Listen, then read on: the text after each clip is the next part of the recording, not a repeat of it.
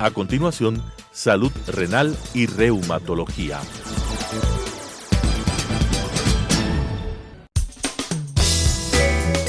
Clasificación A. Apto para todo público.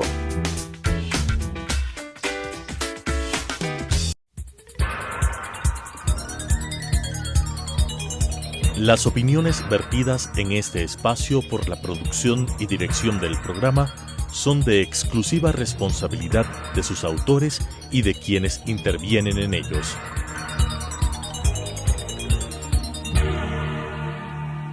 Telesucesos Canal 29 UHF presenta Salud Renal y Reumatología. Tratamiento integral, preventivo y curativo de enfermedades renales y reumatológicas con la conducción de las doctoras Belia Meléndez y Cristina López. Salud renal y reumatología. Bienvenidos amigos a un nuevo programa de Salud Positiva. Gracias por sus preguntas que nos han hecho llegar a las redes sociales y los temas que tienen dudas e inquietudes. Hoy vamos a tratar sobre un tema muy actual y es sobre el COVID-19. Tenemos la grata compañía del doctor Fernando Hualpa, médico neumólogo.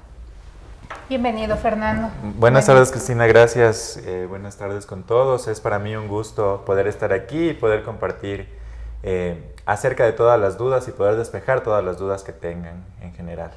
Claro que sí, Fernando, tu visita ha sido de las más buscadas en estos últimos tiempos, ¿no? Queremos conversar sobre un tema bastante importante, bastante grande que nos está afectando ahora, que es el tema de COVID. Entonces vamos de una al tema. ¿Qué es el COVID?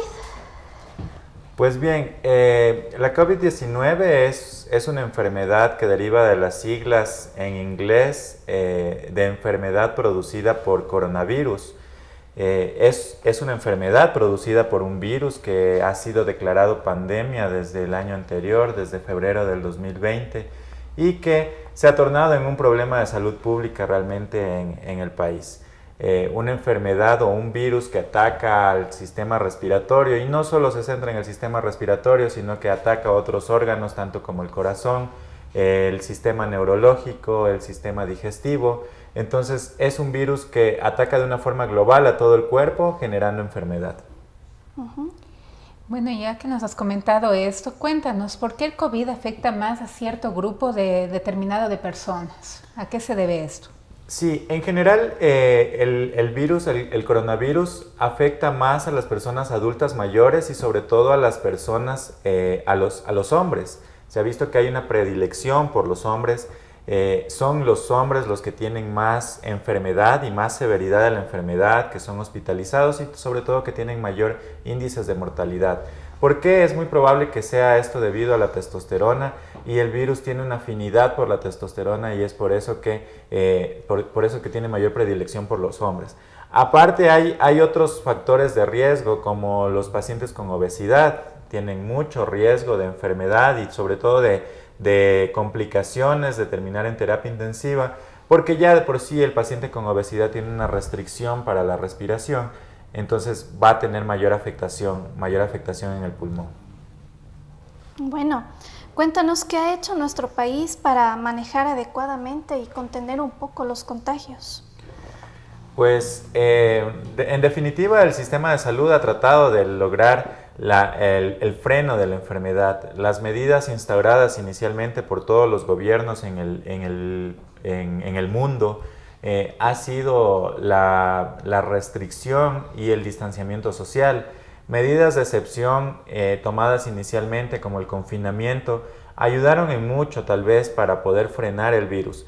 Sin embargo, hemos visto que una vez que se cesaron estas medidas de restricción, los casos empezaron a aumentar, sobre todo aquí en la ciudad de Quito. Los casos empezaron a aumentar porque ya la gente dejó un poco ese cuidado y más bien se centró en sus ingresos económicos que también se vieron afectados durante esta pandemia y eso ha determinado que la enfermedad se incremente mucho más. Sin embargo, el gobierno podemos decir, en nuestro país ha intentado solventar estas faltas aplicando nuevas medidas de restricción que en poco han ayudado. Actualmente el gobierno lo que está haciendo es programas de vacunación que se han incrementado y se han visto incrementados y que tal vez nos ayuden a frenar un poco esta enfermedad.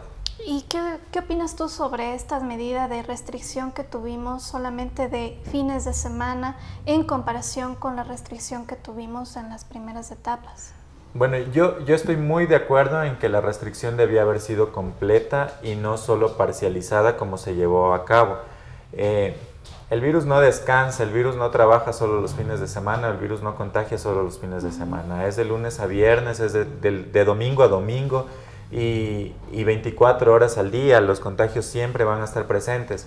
Vemos que la gente en los centros comerciales se aglomera, que no toma las medidas de precaución adecuadas y esto no ayuda en nada. Entonces, desde mi punto de vista, considero que no fue una gran ayuda la medida de restricción parcial de solo los fines de semana para frenar los casos que presentamos, sobre todo aquí en la ciudad de Quito, que fueron bastantes.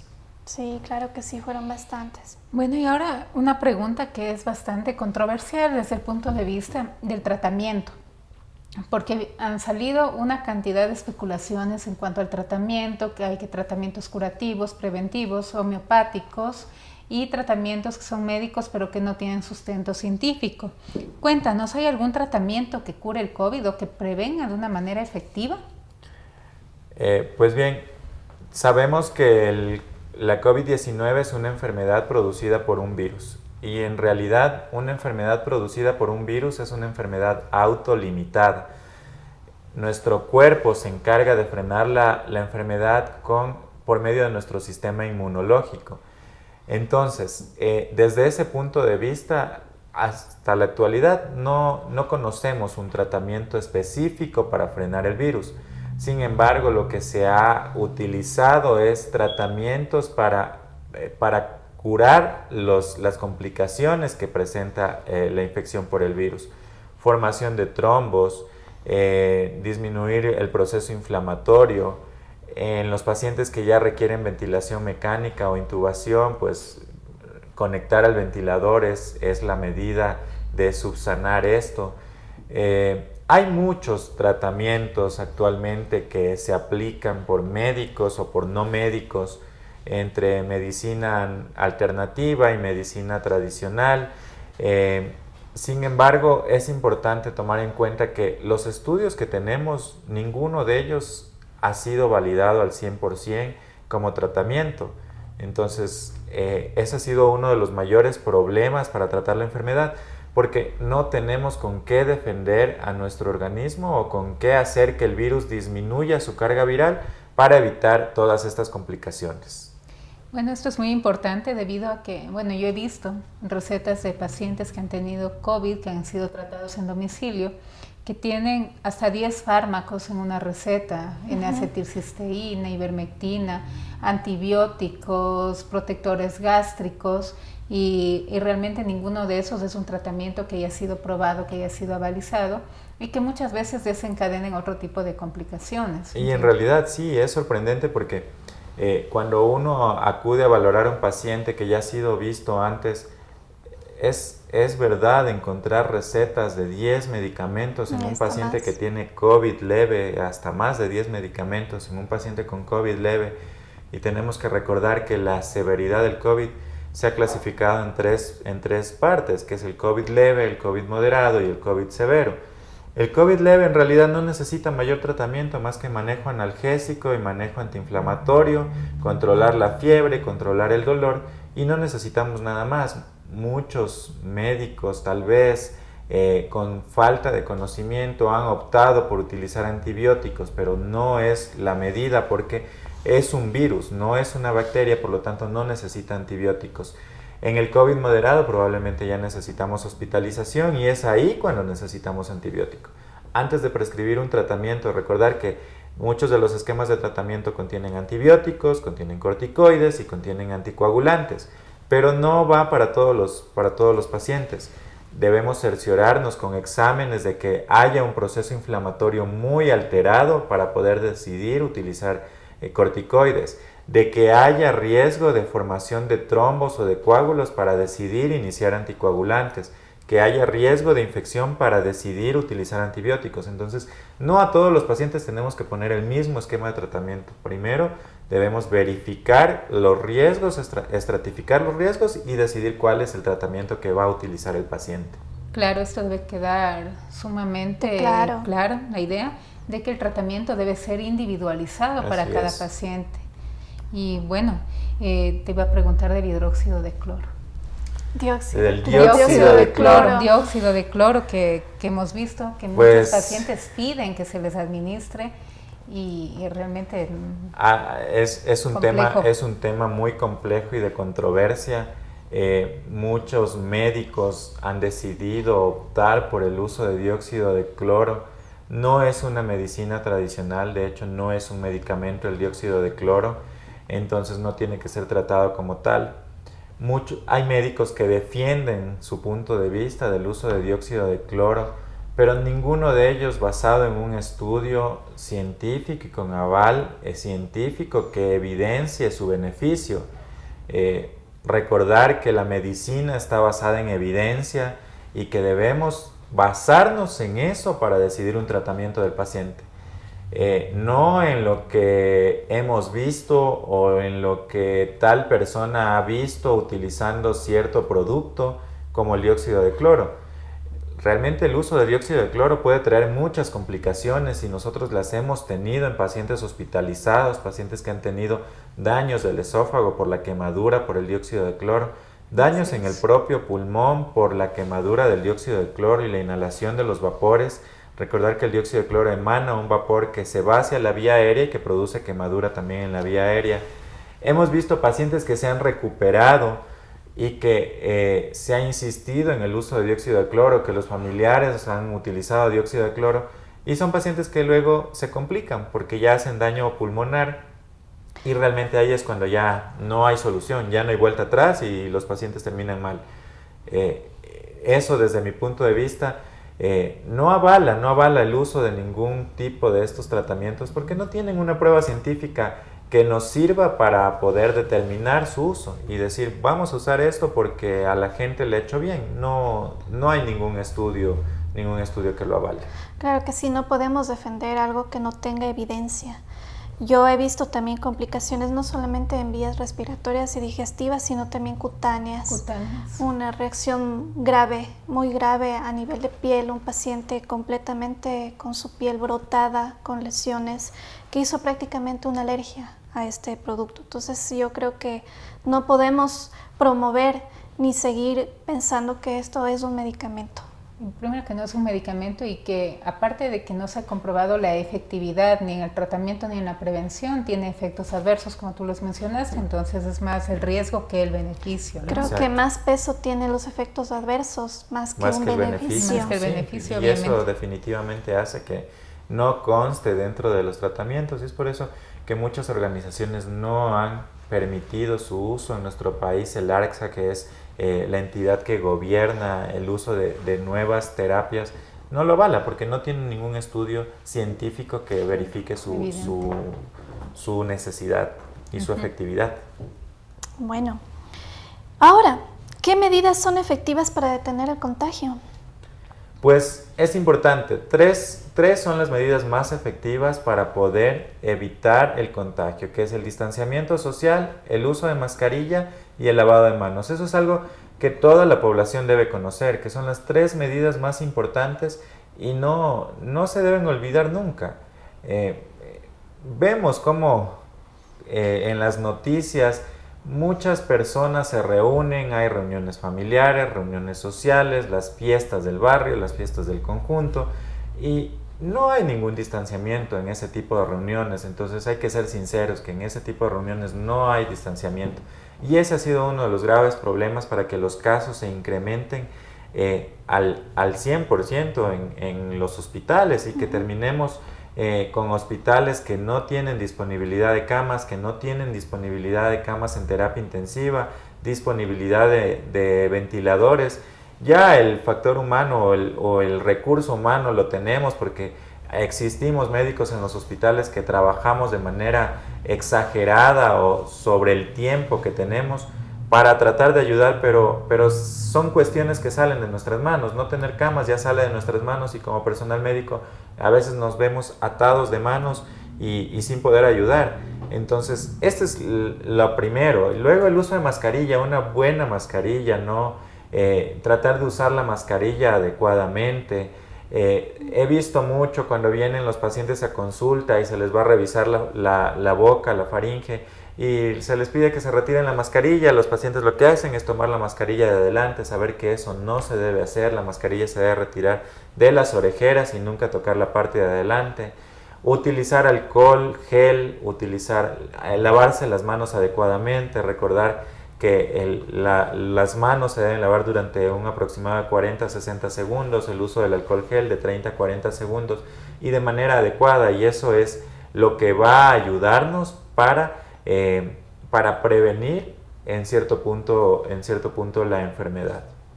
Pues sí, son 3 medidas que son muy básicas y que están al alcance de todos, no cuesta nada, estás protegiendo tu vida, estamos protegiendo la vida de los seres que queremos y es el denominador común, por desgracia, ¿no? Que los pacientes que están contagiados o que han sido contagiados han estado en una reunión. Es muy común, es el denominador común. Así es. Y bueno, ahora estamos con la vacunación, que ya hemos tenido a algunos pacientes nuestros que han sido vacunados, nosotros mismos que hemos recibido la vacuna y ahorita está con el plan ya un poco más extenso para poder vacunar a más población. ¿Qué tan efectiva es la vacuna? Pues es una de las medidas, definitivamente es una de las medidas de apoyo para evitar el contagio. Recordar que la vacunación lo que hace es evitar que tengamos enfermedad moderada o enfermedad grave, ¿sí? Una vacuna y al menos esta vacuna no nos ayuda a protegernos 100% de la enfermedad. Actualmente en el país tenemos 3 tipos de vacunas que son Sinovac, Pfizer y AstraZeneca. Las 3 tienen una efectividad sobre el 60%, es decir, tienen una buena protección y van a ayudarnos a defender del virus, pero tenemos ese 40% que todavía nos da riesgo de enfermarnos, pero ya no va a ser una enfermedad severa, no va a ser una enfermedad para que el paciente ingrese a hospitalización y requiera oxígeno suplementario, o peor aún, requiera conectarse a un ventilador por su insuficiencia respiratoria. Entonces, definitivamente la efectividad de la vacuna es importante y hay que vacunarse. Si mientras más cantidad de gente esté vacunada, vamos a tener menor riesgo de contagio. Recordemos países como Israel, es un ejemplo en el plan de vacunación y que realmente ha tenido una efectividad súper importante y disminuido los casos y disminuido los contagios. Entonces, la efectividad en definitiva pues es muy buena y mientras más gente se vacune va a ser mejor. Claro, será mejor. Y el mensaje que debe quedar es que la vacuna no impide que te contagies de COVID, pero sí te disminuye el riesgo de la enfermedad moderada severa. Así, ¿no? Y también es importante que la gente conozca que una vez que nos vacunamos tenemos un periodo de ventana de 2 semanas más o menos. Desde la primera dosis no alcanzamos la efectividad al 100%, ni al 50%, apenas llega la efectividad luego de la primera dosis al 20%, y luego de la segunda dosis la efectividad sí supera el 60%, pero luego de 2 semanas de aplicada la vacuna. No significa que una vez que nos vacunamos vamos a dejar de lado las medidas de protección, la mascarilla y dejar de lado el confinamiento. Aún después de vacunarnos y aún después de que hayan pasado esas 2 semanas, la gente tiene que seguir teniendo los cuidados. Si conocemos que hay dentro de la familia y a toda la familia se vacunó, pues va a ser más fácil que estemos todos sin las medidas de precaución que se tenían antes.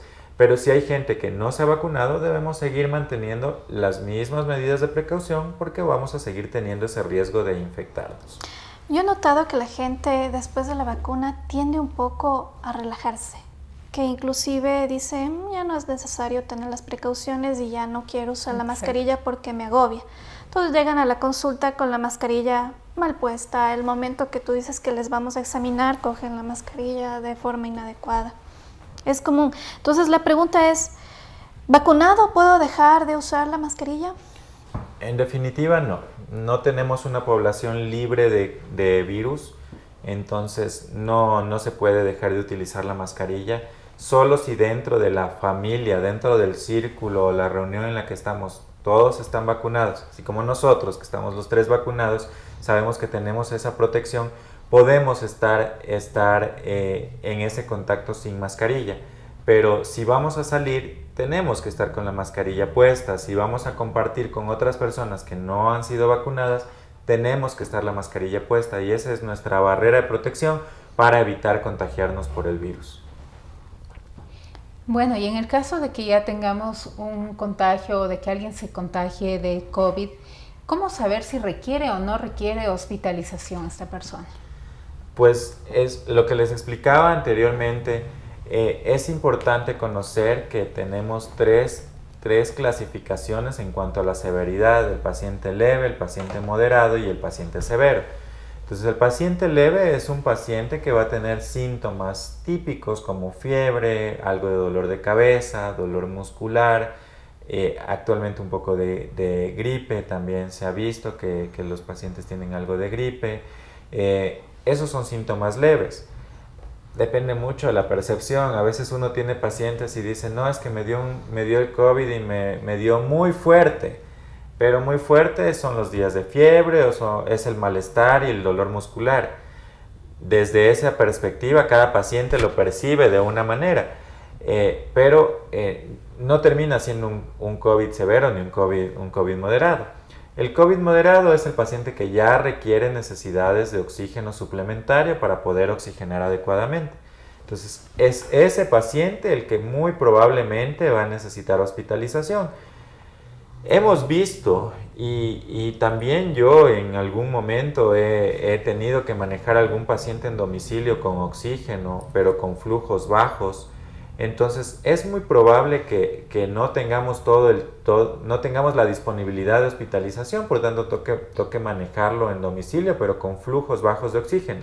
Si ya son flujos muy altos, sobre 3 litros, ya es preferible que el paciente sea manejado en hospitalización y estratificado a riesgos de complicación para determinar si va a necesitar o no terapia intensiva. Bueno, ha sido muy valiosa tu presencia, nos ha quedado muchas preguntas flotando. Yo creo que necesitamos profundizar un poquito más, es un tema bastante interesante. Con esto finalizamos nuestro programa. Si queremos que nos sigan en la segunda parte sobre el COVID. Muchas gracias. Gracias. Las opiniones vertidas en este espacio por la producción y dirección del programa son de exclusiva responsabilidad de sus autores y de quienes intervienen en ellos.